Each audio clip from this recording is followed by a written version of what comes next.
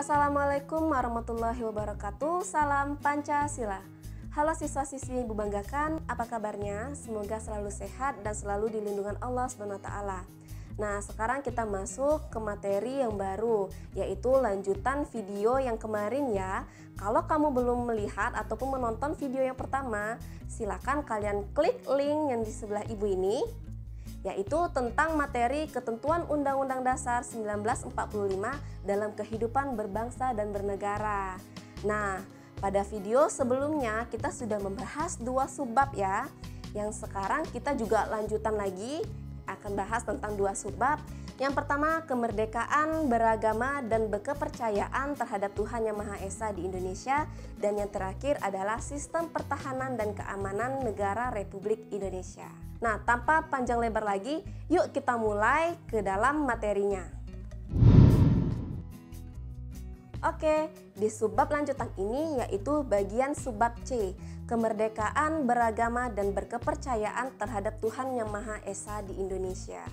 Wah, coba kalian lihat ya, Indonesia ini beragam budaya, agama, bahasa, ras, dan yang lainnya. Dari keberagaman Republik Indonesia ini, meskipun banyaknya agama, bahasa, ras, budaya, dan yang lainnya, itu tetap menjadi satu kesatuan yang utuh, tidak bisa terpecah belahkan. Karena kita sekarang berfokus kepada beragama ataupun berkepercayaan, yang mana setiap orang ataupun setiap manusia itu tuh memiliki hak azazi manusia. Kalian tahu kan hak azazi manusia itu apa?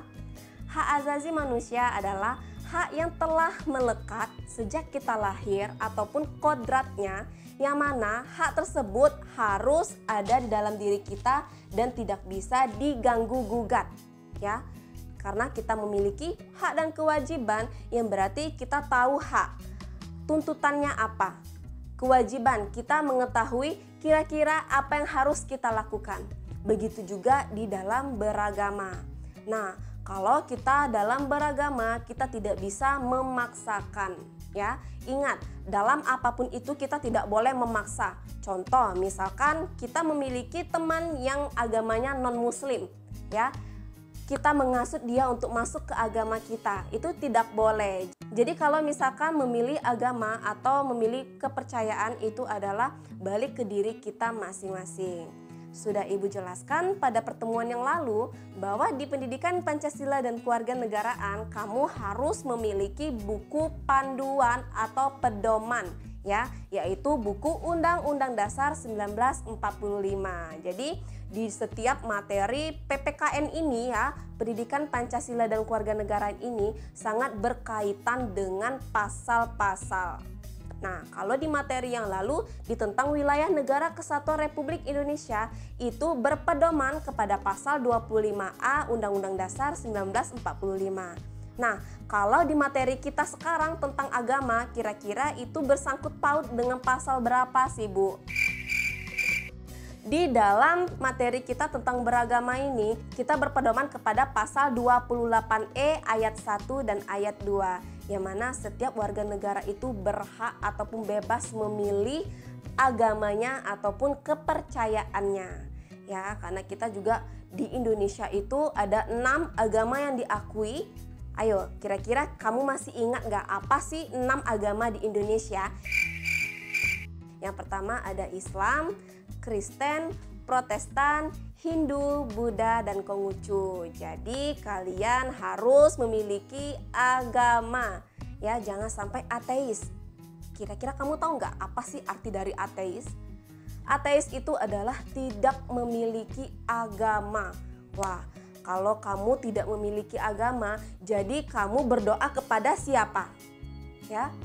Jadi setiap warga negara atau setiap orang ataupun setiap manusia harus memiliki agama, harus memiliki kepercayaan. Karena beragama dan kepercayaan terhadap Tuhan Yang Maha Esa itu adalah hal yang sangat wajib kalian ketahui ya. Selain di materi kita tentang kemerdekaan beragama ya, kemerdekaan beragama berarti setiap orang itu bebas memilih agamanya. sekarang kita lanjut ke materi yang terakhir, yaitu tentang sistem pertahanan dan keamanan di Indonesia. Kira-kira di materi sistem pertahanan dan keamanan di Indonesia, kamu mengingat siapa? Siapa yang sangat berperan penting dalam sistem keamanan dan pertahanan? Ayo, coba kalian ingat. Sistem pertahanan dan keamanan di Indonesia yang selalu kalian ingat itu adalah TNI, Polri. Betul nggak? TNI dan Polri itu adalah pasti yang selalu kalian ingat kalau di dalam sistem pertahanan dan keamanan. Itu salah besar. Kita sebagai warga negara juga harus berperan penting menjaga negara kesatuan Republik Indonesia. Nah, kira-kira bagaimana sih Bu sistem pertahanan dan keamanannya kita sebagai warga negara? Contoh yang pertama, kalian memiliki hak dan kewajiban, ya. Yang mana hak itu kalian harus mengetahui serta kewajibannya. Misalkan kalian sudah tahu hak kalian di dalam suatu negara. Yang pertama, memperoleh hak suara, ya.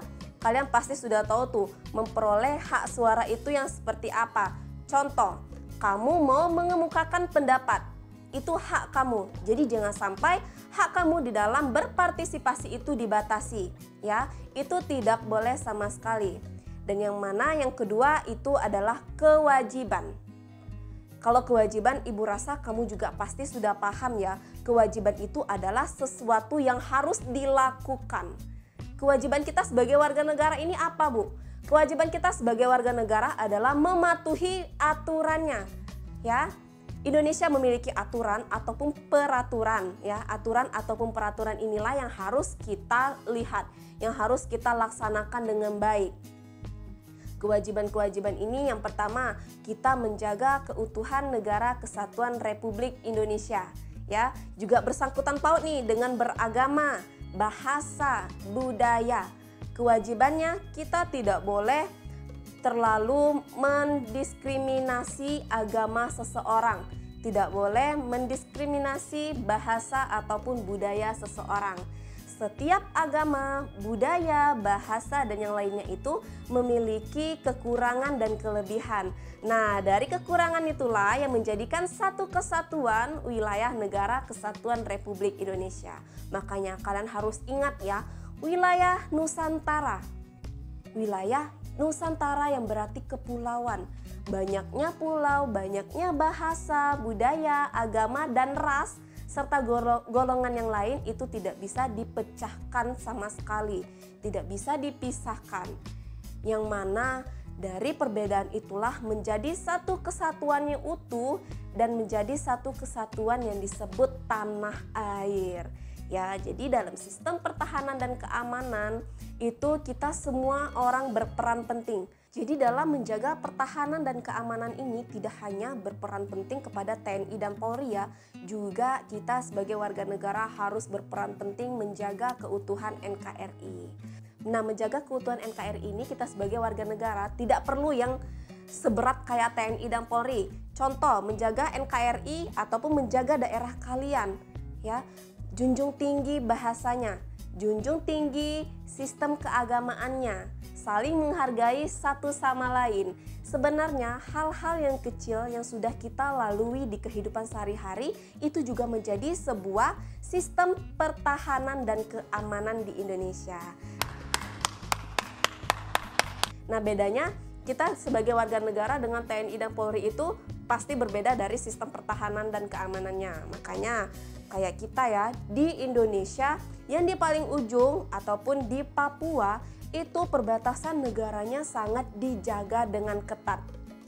Ya, karena kita juga mengingat bahwa wilayah Indonesia atau wilayah kita ini ada 3, yaitu udara, laut, dan darat. Nah, ketiga wilayah ini sistem pertahanan dan keamanannya sangatlah dijaga dengan ketat. Jangan sampai ada pendatang yang ilegal yang merusak keutuhan NKRI ataupun yang merusak budaya ataupun ciri khas negara Indonesia. Nah, Ibu harap di materi hari ini kamu bisa memahami kedua subbab materi ini ya, yang tentang kemerdekaan beragama dan berkepercayaan terhadap Tuhan Yang Maha Esa dan sistem pertahanan dan keamanan di Indonesia. Dan jangan lupa kalian berikan komentar yang positif di video ini. Apabila Ibu ada kesalahan kata, ataupun kalian masih belum paham dengan materinya, atau Ibu terlalu cepat bicaranya, bisa kalian berikan kritik ataupun saran yang membangun, atau kritik yang saran yang positif. Oke, Ibu rasa sampai di sini dulu penyampaian materi kita hari ini. Jangan lupa jaga kesehatan ya. Dan jangan lupa tetap semangat untuk belajar meskipun kita masih pembelajaran daring. Semoga kita bisa belajar tatap muka dan kita bisa beraktivitas kembali seperti biasa. Oke, Ibu akhiri dengan Assalamualaikum warahmatullahi wabarakatuh. Salam Pancasila.